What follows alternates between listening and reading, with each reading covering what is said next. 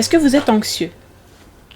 C'est difficile de faire une vidéo sur l'anxiété sans que ça devienne tout de suite déprimant, mais bon, on va essayer de faire en sorte que ça soit pas le cas.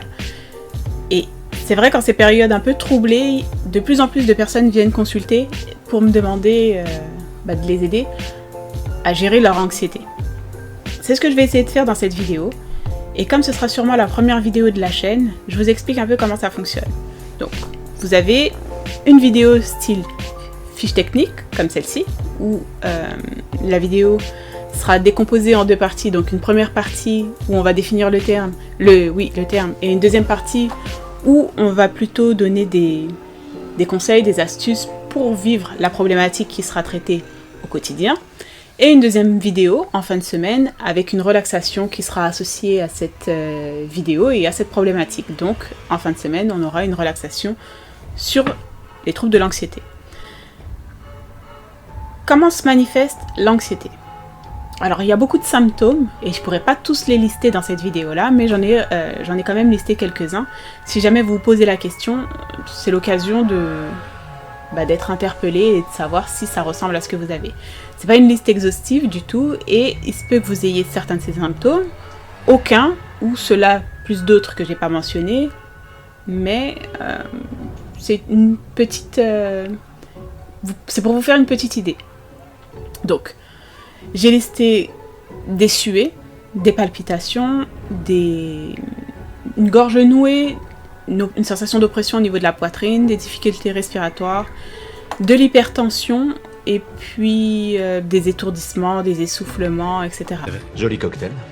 Des symptômes qui sont liés aux voies respiratoires. Les crises d'anxiété sont souvent terribles parce que j'ai beaucoup de mes patients qui me disent qu'ils ont l'impression qu'ils vont mourir. C'est vraiment pas quelque chose qu'il faut prendre à la légère. Et si vous avez un proche ou si vous-même vous souffrez d'anxiété, j'espère que cette vidéo-là va vous aider un petit peu. Si on s'en tient à la définition du Larousse, l'anxiété est une inquiétude pénible, une tension nerveuse causée par l'incertitude ou l'attente. Si on prend l'anxiété comme pathologie, il s'agit d'un trouble émotionnel se traduisant par un sentiment indéfinissable d'insécurité. Selon Wikipédia, l'anxiété est un état psychologique et physiologique caractérisé par des composants somatiques, émotionnels, cognitifs et comportementaux.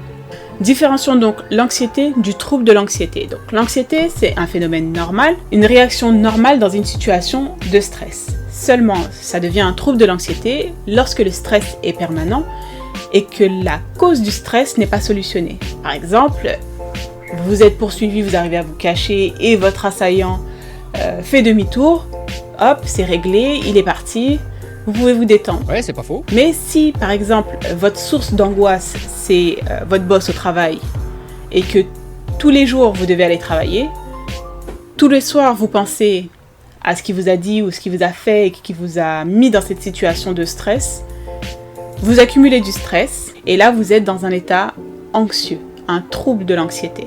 C'est pour ça qu'il faut bien différencier l'anxiété du trouble de l'anxiété, le stress du trouble de l'anxiété.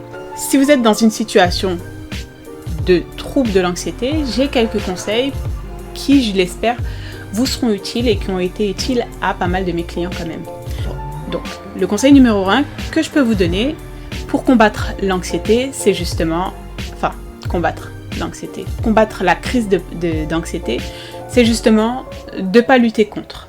Plus vous allez lutter, plus ça va durer longtemps. Plus vous allez essayer de vous démener contre la crise, plus la crise va s'étendre. Il faut la laisser passer, ça va passer. Quoi qu'il arrive, elle passera. Et jusqu'à présent, elle est toujours passée. Conseil numéro 2, souvenez-vous que les crises de panique ne sont pas dangereuses. Physiquement, pas dangereuses, vous n'allez pas mourir, vous n'allez pas vous blesser. Si vous êtes dans un environnement sécurisé, ça devrait aller. Conseil numéro 3, et je dirais peut-être le plus important, peut-être pas le plus important, mais un à prendre en considération vraiment, ne vous attardez pas sur vos symptômes. Comme je vous l'ai listé plus haut, il y a beaucoup de symptômes et souvent ils sont liés aux voies respiratoires.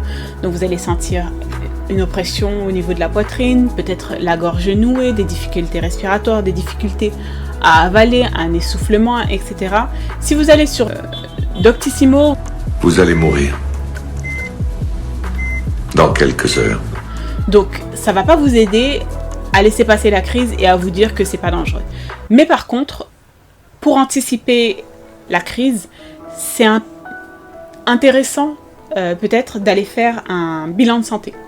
Histoire que votre médecin il vous rassure, je l'espère, et vous dise que tout va bien. Parce que si vous avez l'avis du médecin qui vous dit que ok, vous avez tel et tel symptôme, on va regarder, on va voir, on va pousser des recherches pour savoir si vous avez de l'asthme ou si vous avez un problème cardiaque ou quoi que ce soit. Mais une fois qu'il vous aura rassuré sur tous ces points-là, au moment de la crise, vous pourrez vous le dire avec un petit peu plus de conviction, parce que c'est vrai qu'on n'est pas forcément lucide à ce moment-là, mais vous dire que je suis pas en danger, mon corps va bien, mon corps est en bonne santé, je suis pas en train de mourir, c'est la crise et il faut qu'elle passe. Très astucieux et très utile aussi. Mon conseil numéro 4,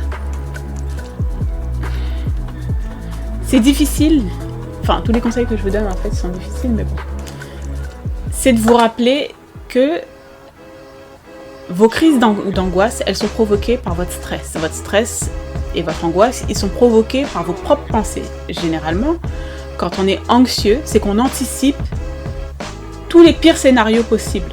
Tous. On va peut-être mourir demain, on va peut-être être licencié, il va peut-être se passer ci, l'immeuble il va s'effondrer, etc. On imagine toujours les pires scénarios et après on se fait des films dessus. Rappelez-vous que c'est vous qui fabriquez ça.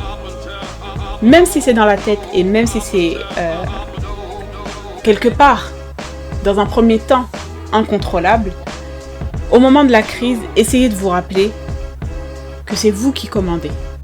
Yes, we can. C'est vous qui fabriquez, et si vous fabriquez, vous pouvez défaire aussi. Ce sera plus facile une fois que la crise sera passée, mais si ça peut vous aider, essayez d'y penser quand même au moment même où ça arrive. Ce sera peut-être difficile dans un premier temps, mais au fur et à mesure, vous acquérirez de l'expérience qui vous aidera à avoir cette pensée-là assez tôt dans la crise, sans essayer de lutter, mais juste de vous dire « Ok, c'est moi qui ai inventé ça, c'est moi qui ai fabriqué ça, je peux le défaire. » Et enfin, mon conseil numéro 5, c'est pas vraiment un conseil, si c'est un conseil quand même, mais soyez cool avec vous-même, soyez tolérant. Il y a déjà assez de gens dans votre entourage, j'imagine, qui doivent vous dire « c'est dans ta tête, t'en fais des tonnes, etc. T'es hypochondriaque, etc. etc. » Je suis bien placée pour dire ça parce que moi aussi je fais partie parfois de ce genre de personnes. En voulant bien faire, en essayant d'aider, on a des paroles qui peuvent être blessantes. Du coup, vous les infligez pas à vous-même. C'est quand même une condition difficile avec laquelle vous devez vivre. Les crises d'angoisse, c'est vraiment pas facile à vivre au quotidien. Donc, cool. Soyez cool avec vous.